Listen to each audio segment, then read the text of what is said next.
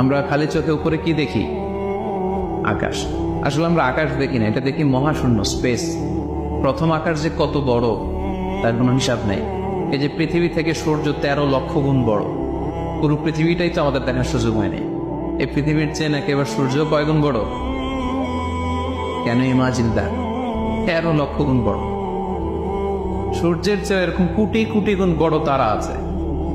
এরকম billion billion তারা নিয়ে আমাদের গ্যালাক্সির নাম হচ্ছে মিল্কি ওয়ে। এটার পরে আরেকটা গ্যালাক্সি সবচেয়ে কাছের অ্যান্ড্রোমেডা, ওটা আরো বড়।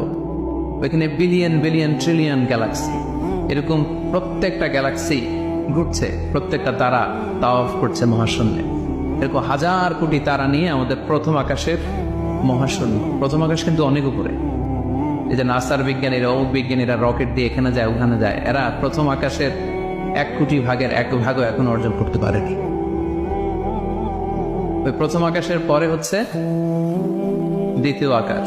ওই দ্বিতীয় আকাশের তুলনায় প্রথম আকাশটা কত ছোট শোনেন। আপনার হাতের আংটি যদি আপনি বিশাল মাঠের মধ্যে ছেড়ে দেন, একটা মরুভূমির মধ্যে ফেলে দেন, পুরো মাঠের তুলনায় হাতের আংটি যত ছোট, আল্লাহর দ্বিতীয় আসমানের তুলনায় আল্লাহর প্রথম আসমানটা ঠিক তত ছোট।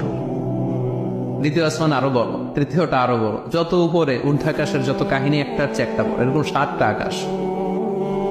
তার উপরে সিদরাতুল মুনতাহা, বর্ডার এরিয়া। তার উপরে লা জামান লা মাকান, ওইখানে সময়ের হিসাব